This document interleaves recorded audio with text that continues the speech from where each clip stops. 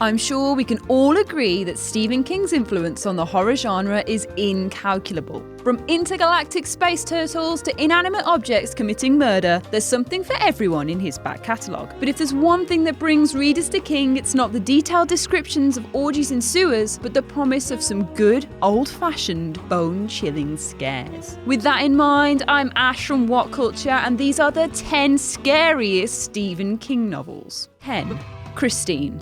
Like a lot of Stephen King's novels, Christine has a premise which seems far too preposterous to take seriously, namely a possessed car terrorising teenagers. Long-suffering teen Arnie Cunningham faces physical and psychological torment at the hands of bullying thugs and uncaring adults. But when Arnie discovers Christine, a severely battered old Plymouth Fury, and sets about fixing her up, he finds himself imbued with a newfound strength and self-confidence. Alas, Arnie isn't overcoming his demons, he's falling prey to all new ones that honk pretty aggressively, and it's scarier than it sounds. King's portrait of the cruelty of adolescence will doubtless ring true to many of us, which helps make Arnie's downward spiral into vengeance and insanity all the more chilling. Plus, you'll never look at a trashed car the same way again, which is especially sad for those of us that can't drive.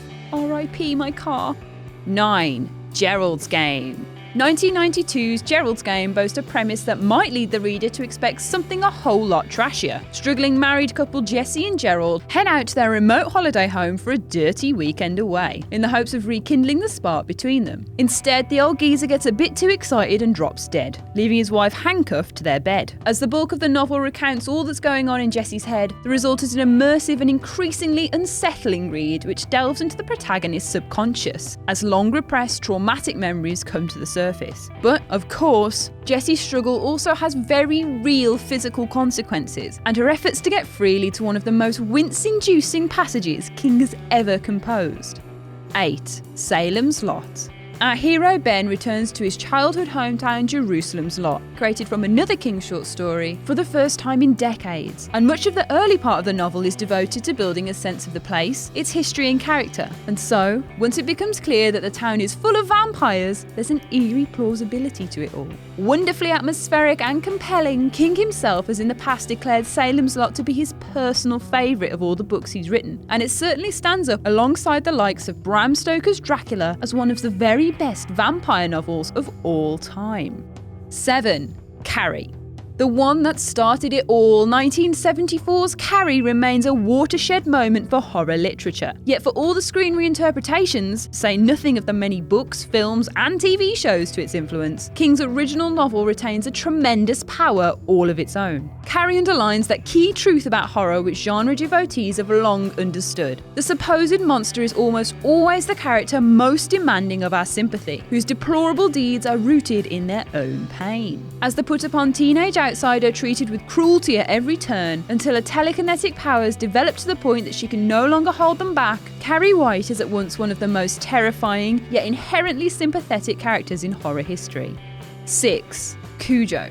What can only be described as a heckin' bad doggo. Initially a beloved family-owned St. Bernard with a friendly nature, things turn south for Cujo and his owners when the dog is bitten by a rabid bat. Driven mad, the diseased pet becomes violent, killing his family, then heading out in the direction of nearby neighbours, the Trentons. Given that it both shows a family dog turned feral and that it features a young child coming under threat, Cujo is bound to touch a nerve with many readers, and the titular antagonist will inevitably come to mind anytime reports of a fatal dog attack make the news.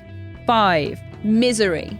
One of 4 novels the ever-prolific author published in 1987, it centres on an author, Paul Sheldon, who following a car accident awakens to find himself in the care of a woman who proclaims herself to be his #1 fan. However, on reading the manuscript for Paul's next novel, the latest in a series centred on romantic heroine Misery Chastain, Annie is more than a little upset to find that Misery is killed off, and furiously demands the bedridden author to rewrite it in accordance with how she thinks the story should go. Given how often we now see over-enthusiastic fans acting like the world has ended when a work of fiction doesn't adhere to their wishes, Last Jedi, Misery feels more relevant now than it ever has, and Annie Wilkes remains one of King's most unnerving antagonists.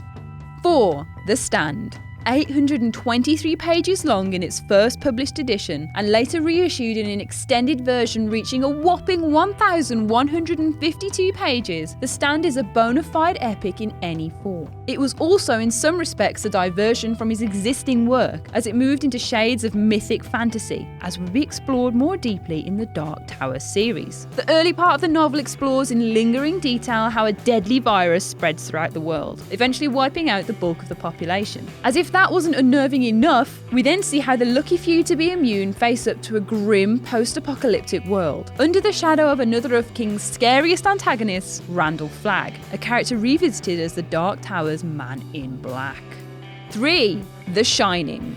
The novel takes us to the Overlook, a sprawling hotel up in the Colorado Rockies with a long and colourful history. Some of it, much like me in the morning, is not very pretty. Into this place comes Jack Torrance, a recently fired teacher, recovering alcoholic and struggling writer, who accepts the job as the Overlook's caretaker, taking up residence with his wife and child whilst the hotel is closed for the winter. However, with the cold and the isolation come deeper disturbances, as a dark force in the hotel seeks to possess its new residents. The troubled Jack proves susceptible to their influence, but unbeknownst to him, his young son Danny has a much better idea of what's going on, thanks to his latent psychic ability. There's long been some divide regarding The Shining, given that Stanley Kubrick's acclaimed 1980 film adaptation took significant liberties with the text. But no matter what anyone says, it's quite alright to think both versions are excellent, because they are.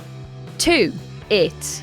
It encompasses just about everything we might associate with the author. A fictional small town in King's beloved Maine, heights of unspeakable horror, mythic weirdness, and more than a hint of perversity. It is one of King's most vital work, as it delves in far greater detail into the key thing that unites more or less his entire biography: fear itself. Though best known as the sewer-dwelling Pennywise the Clown, the otherworldly antagonist is in truth a nameless, ageless entity from beyond our dimension, which feeds on fear and embodies whatever its victims most dread. Whether that's a spooky painting or a disease-ridden zombie, or, even gluten, nothing is impossible for our lovable dancing clown. While not everything in the gargantuan novel holds up too well, the underage group sex sequence is really pushing it, but the cosmic giant turtle thing, too far. At its best, it gives us King at his most chilling and memorable. 1. Pet Sematary.